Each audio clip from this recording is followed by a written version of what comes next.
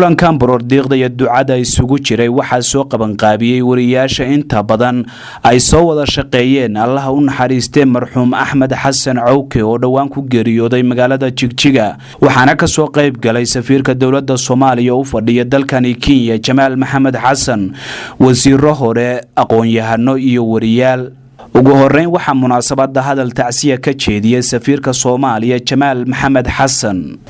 inaynu sugnaan xuskan tacsidan iyo baroodiiqda u sameeyna walaalkeen Axmed Xasan Cawke oo sida la socotaan in aana ummadda Soomaaliyeed oo dhan ay wada garanayaan waxaan rabaa in tacsiyo diro qoyskiisii caruurtii iyo xaasaskii ka tiyaalaan naxariista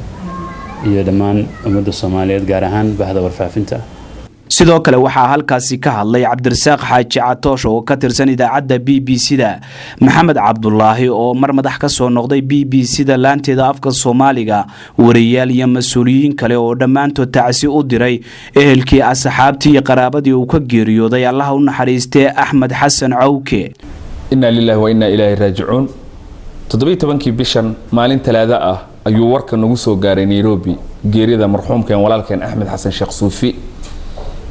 kadib talab badan oo asxaabta BBC-da iyo raggii hore BBC-da uga tirsanaa aan yeelanay ayaa waxa la gartay inaan meeshii aado oo tacsidii iyo xanuunkii aan reerka la qayb qaadano ma suurtagelin inaan aaski ka qayb galo arbacadii baan meesha tagay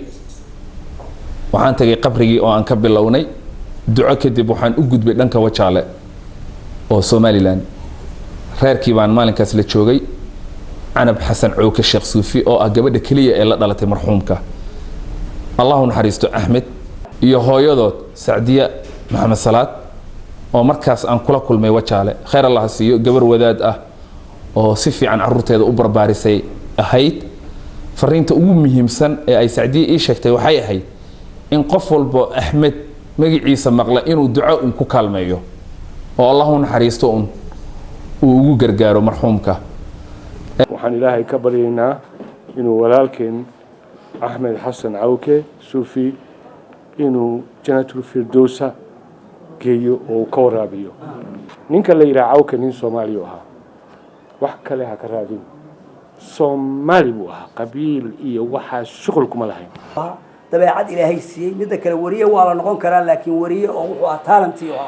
oo waxa codka kaliya hadii wariyaasha qaar baa ciyaaraha ku fiican qaar baa warka ku fiican qaar baa documentary ku fiican soo wax walba ku fiican maadaama waqtiga uu yar yahay waxaan u hibeynayaa safiirka Soomaaliyeed iyo culimada meesha fadhida kitaabka Quraanka Kariimka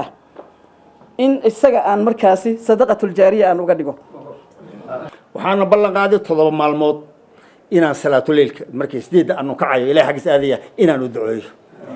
walaalkayu ahaa cid walba haduu baadiye tago haduu magaalada joogo haduu madax u tago haduu dadka masaakiinta u tago Cawke wuxuu ahaa nin fid gareyn kara dhexdooda intuu dhex galo lana cuni kara lana seexan kara walaal fiican ah oo qalbi fiican buu ahaa Xasan Sheekh Cumar Home Cable TV Nairobi.